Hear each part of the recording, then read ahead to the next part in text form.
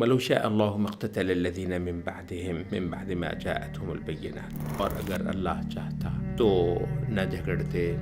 لڑائی دنگا فساد نہ کرتے ان کے بعد، یعنی انبیاء کے آنے کے بعد، وہ لوگ کہ جن کے پاس روشن نشانیاں تو آ چکی تھیں۔ وَلَٰكِنِ اخْتَلَفُوا، لیکن انہوں نے اختلاف ہی کیا، جھگڑا ہی کیا۔ فَمِنْهُم مَّنْ آمَنَ وَمِنْهُم مَّنْ كَفَرَ، ان میں سے کوئی وہ جس کو ایمان لانا نصیب ہوا، یہ جو اختلاف ہے ایمان اور کفر کا، کسی کو ایمان لانا نصیب ہوا اس جھگڑے میں، اس نزاع کے اندر، اور کسی نے کفر کیا۔ دوبارہ وہ انفورس ہو رہی ہے وہ بات، وَلَوْ شَاءَ اللَّهُ مَا اقْتَتَلُوا، اور اگر اللہ چاہتا تو دین کے موضوع پر انسانوں کے مابین یہ لڑائی، یہ جھگڑا، یہ نزاع نہ ہوتا۔ اللہ اگر چاہتا، گویا یہ اللہ کی مشیت ہے، اور جو مشیت ہے وہ کسی وجہ سے اس کا مقصود ہے۔ وَلَٰكِنَّ اللَّهَ يَفْعَلُ مَا يُرِيدُ، لیکن اللہ جو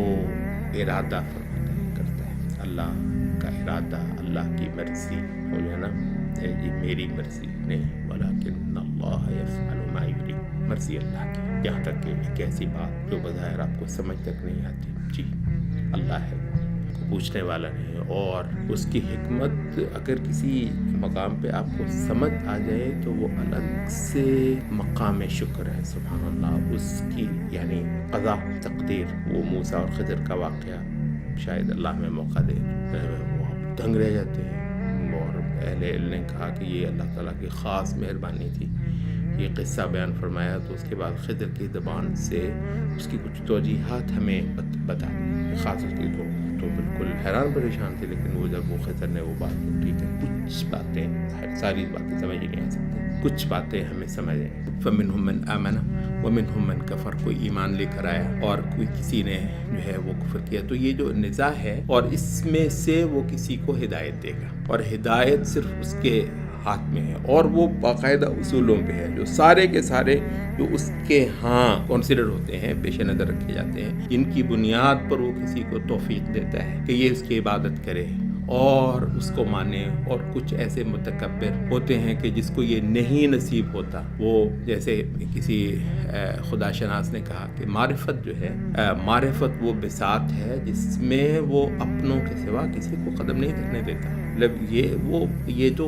ایک شرف ہے، وہ عطا کرے گا سو ہوگا، نہیں کرے گا تو آپ کے پاس سارا کچھ لا کر رکھ دیا جائے، آپ کو ہدایت نصیب نہیں ہوگی۔ اس کے اصول ہیں، مگر وہ اپنی پوری تفصیل کے ساتھ اسی کو معلوم ہوتے ہیں۔ تو بہرحال یہ ایک ایسی زبردست چیز ہے کہ سب سے زیادہ روتے ہیں طلبگار اس چیز کے لیے، مطلب یہ خدا کی محبت نصیب ہو جائے، یہ تو خالص عطا ہے، وہ نصیب ہے، تو اس کی محبت نصیب ہو جائے، اس کی خشیت نصیب ہو جائے، اور عین وہ حالت نصیب ہو جائے جو اس کے ہاں قبول ہوتی ہے، یہ جس کو فَمِنْهُم مَّنْ آمَنَ، جس کو ایمان کہتے ہیں، تو یہ اس کی